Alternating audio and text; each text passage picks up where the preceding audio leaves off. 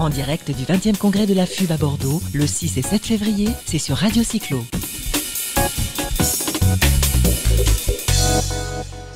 Tiens, juste pour la petite histoire, on continue une interview.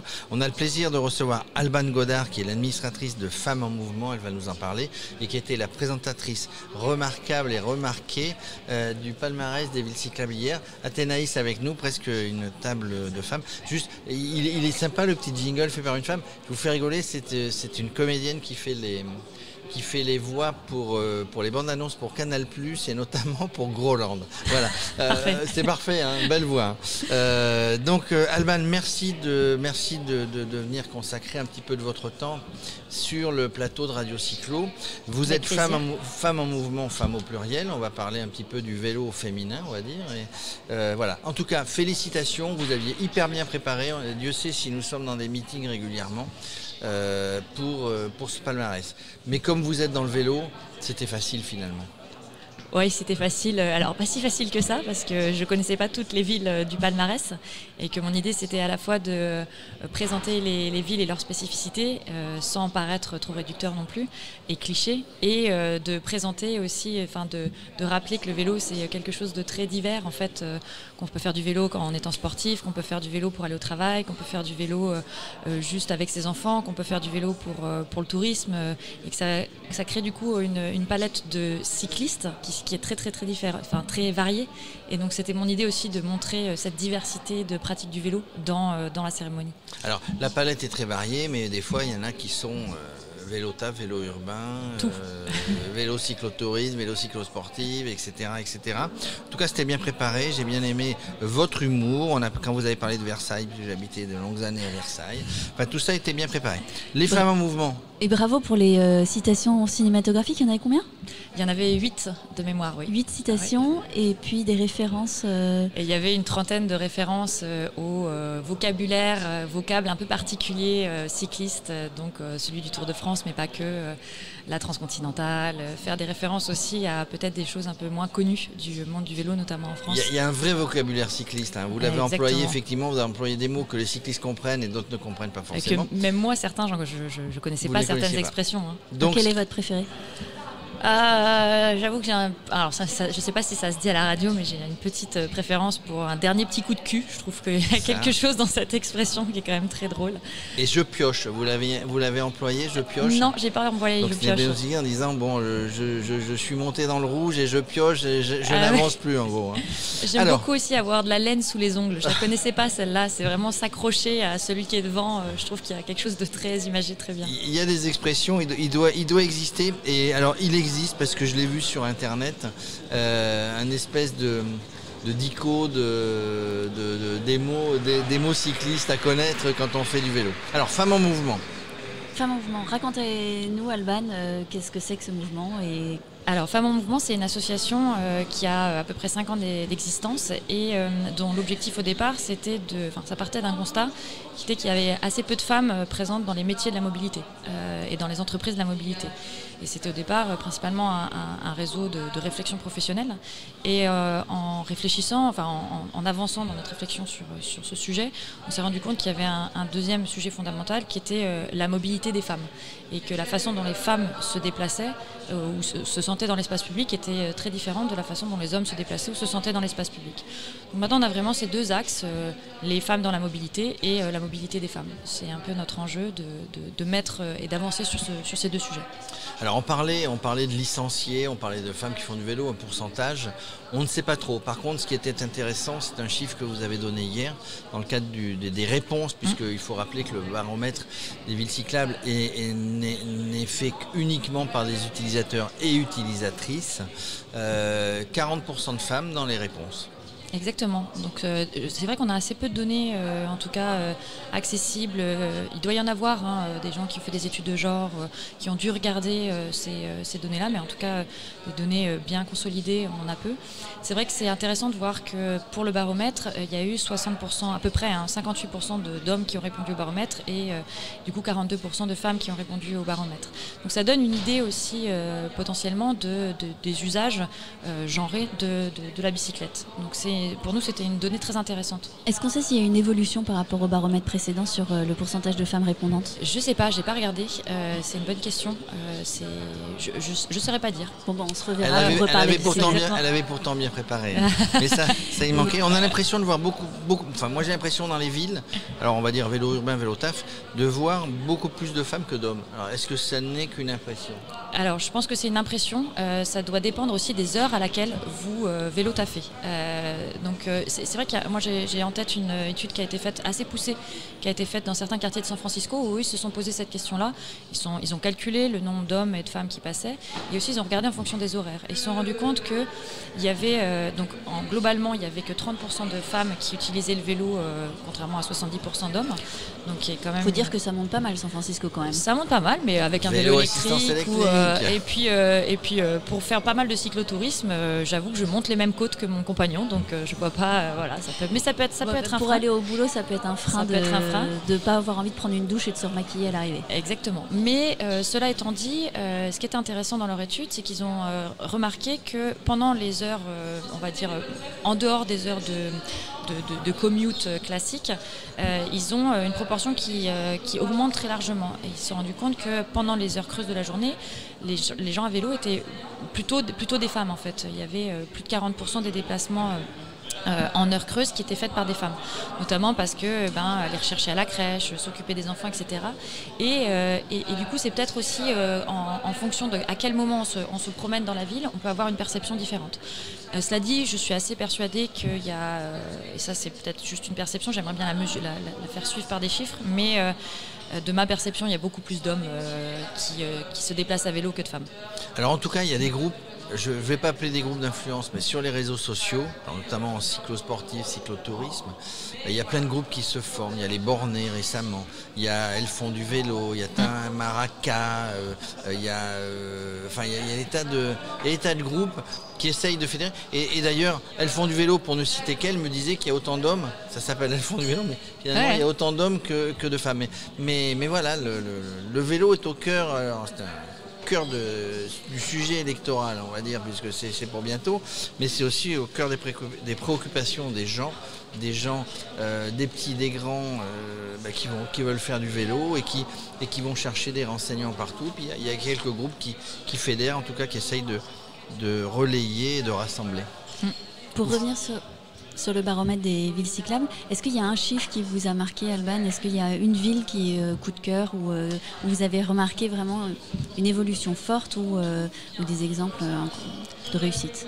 Alors, je ne sais pas s'il y a une ville coup de cœur. Moi, ce qui m'a marqué, c'est plutôt la différence quand même. On sent qu'il y a un mouvement de fond, là, une lame de fond qui est en train de prendre les grandes villes, avec quelques exceptions. Mais donc du coup, étant parisienne, moi, j'ai clairement vu sur les 2 dernières années une évolution assez impressionnante de l'usage de la bicyclette à Paris. Et ça se voit et ça se retrouve dans les chiffres. Paris est une des villes avec la meilleure progression. Je trouve ça, ce qui m'a paru le plus intéressant, c'est de voir les villes de moyenne densité ou les petites villes, la manière dont elles se positionnent, avec pas mal de disparités. C'est extrêmement intéressant de voir les notes extrêmement bonnes de certaines petites villes, qui sont bien meilleures que toutes les grosses villes avec de meilleurs moyens. Donc on sent que là, il y a une vraie... ça montre qu'on peut être une petite ville avec peu de moyens et faire une politique cyclable extrêmement intéressante et qui est reconnue par les usagers. Et à côté de ça, on a des villes intermédiaires. C'est finalement, moi je trouve en tout cas sur les podiums, là où on avait les notes les plus faibles, des villes intermédiaires qui, je pense, n'ont pas encore pris la mesure de l'intérêt du vélo et qui se disent encore non, mais nous on n'a pas une densité suffisante, c'est quand même la voiture, c'est l'outil de liberté, le vélo c'est pas pour nous. Et moi c'est ça qui me marque beaucoup. Et je pense qu'on ne peut pas avoir une politique cyclable intéressante si le vélo n'est finalement que pour les urbains de grandes villes ou pour les gens quand ils sont en vacances au bord de la mer. Une vraie politique cyclable, c'est une politique cyclable qui est faite pour tous et par tous et qui intègre l'ensemble de la population. Je pense que c'est d'ailleurs un enjeu fondamental dans les années à venir, c'est de changer un petit peu l'image et les imaginaires qu'on a autour du vélo. On a tendance, mais c'est parce que ça fait... bien 10, 20, 30 ans qu'on a notre imaginaire qui est complètement sclérosé par ce qu'on voit autour de la voiture en fait. On voit la voiture dans les films hollywoodiens, on voit la voiture dans la pub toute la journée, tout le temps. Ils ont énormément de moyens. C'est rare de voir des Il y a pubs des de vélo. lobbyistes. Hein. Bah oui, hein, c'est comme ça que ça s'appelle. C'est rare de voir des pubs de vélo. On n'est pas inondé de pubs de vélo. C'est rare de voir dans les films hollywoodiens des vélos. Ça arrive, mais c'est quand même rare. Et d'avoir ce moment où en fait on va se dire, en fait l'outil de liberté est pour tous, pour une personne âgée, pour une femme, pour une personne de couleur, pour une personne de banlieue, pour une personne de petite ville, pour une personne de grande ville. L'outil de liberté, c'est le vélo. Et c'est pas l'outil du pauvre ou l'outil du mec. Tout le monde est à égalité. Exactement. Et c'est un vrai outil de liberté qui n'est pas cher, qui ne nécessite pas d'avoir de l'essence, qui permet de se déplacer de manière extrêmement efficace. Alors évidemment, hein, pas pour tout le monde. Il y a des cas où en effet c'est pas l'outil le plus adapté, mais quand même pour une grosse partie de la population, c'est un outil de liberté. Et c'est dommage qu'en fait ça soit la voiture qui soit vue comme un outil de liberté et plus le vélo. D'autant plus qu'on voit de plus en plus de vélos maintenant adaptés pour les personnes du troisième âge qui ont besoin de se déplacer. Il y a une vraie offre qui est en train de se constituer et qui répond à une demande et à un besoin. Bien sûr. Et je pense que c'est juste qu'on a, on a créé une perception du vélo. Alors, c'est assez intéressant de regarder d'ailleurs quand vous allez plutôt dans des zones plus rurales ou des banlieues, etc. Le vélo va vraiment être vu comme l'outil du pauvre, entre guillemets. C'est-à-dire que c'est celui qui n'a pas de moyens, qui n'a pas les moyens de s'acheter une voiture, qui va avoir son vélo. Inversement, dans les centres urbains, vous allez avoir l'effet inverse. Le vélo, c'est l'outil du bobo. C'est l'outil de celui qui a un peu de moyens, mais qui peut se permettre de vivre en centre-ville, etc.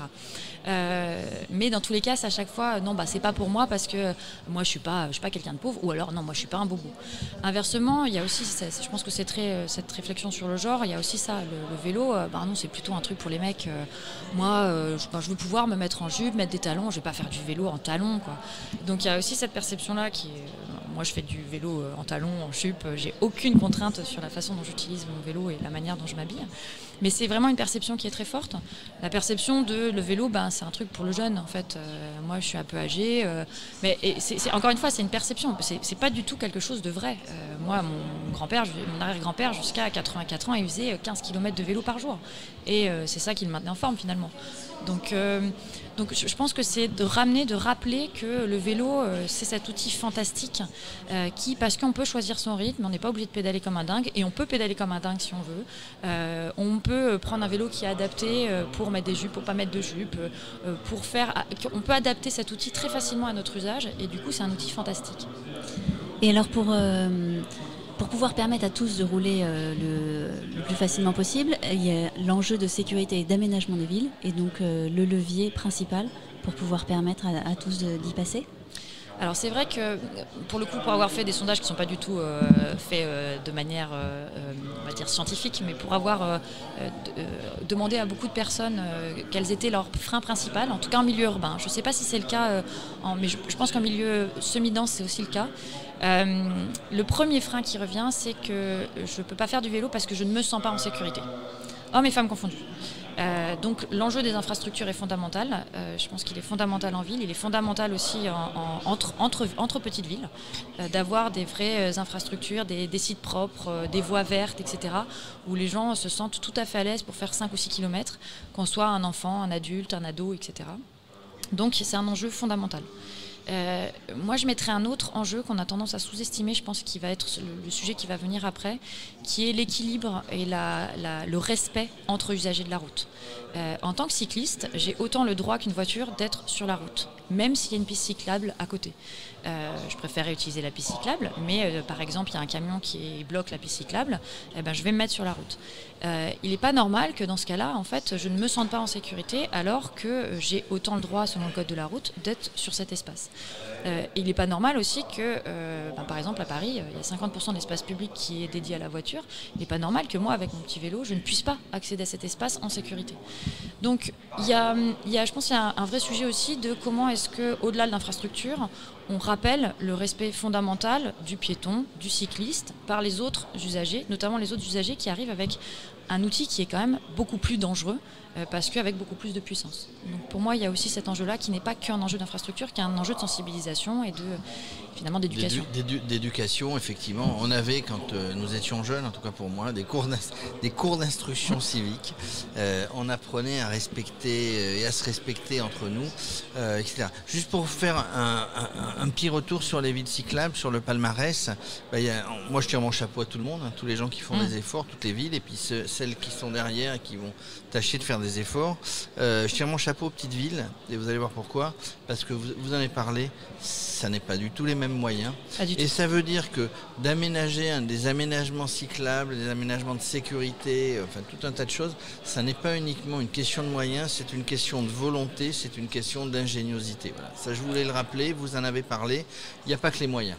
Oui, je le souligne, et ça a été souligné aussi hier, au-delà des moyens. Donc clairement, moi je suis assez admirative des travaux qui ont été menés par certaines petites villes, avec en effet très peu de moyens, et aussi très peu de moyens financiers, mais aussi très peu de ressources humaines, très peu d'ingénierie, parce que c'est des communautés, enfin c'est des communes où il n'y a pas les mêmes équipes techniques que dans des villes moyennes ou des grosses villes.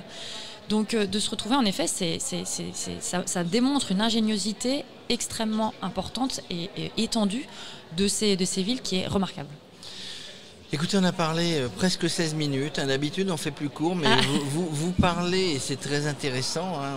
On vous accueille quand vous voulez revenir sur le plateau de Radio Cyclo. Il y avait la question indiscrète, mais vous avez répondu, je la pose quand même. C'est est-ce que vous faites du vélo? Mais oui, vous faites du vélo. Avec votre compagnon, vous avez répondu. Et plutôt du vélo musculaire. Non, je fais du vélo. Un petit peu de VAE. Je fais du vélo musculaire uniquement. J'ai pratiquement jamais fait de VAE. Je fais du vélo taf, du cyclotourisme, le vélo. Il y a tellement de choses à découvrir dans nos belles villes et dans nos belles régions à vélo que ça serait dommage de ne pas en profiter. C'est la meilleure vitesse pour se promener, le vélo. Merci Alban Godard, je le rappelle, administratrice de Femmes en Mouvement. Vous avez présenté majestueusement ce palmarès hier. On a été ravis de vous accueillir sur le plateau de Radio Cyclo. Merci à très bientôt. Merci Alban.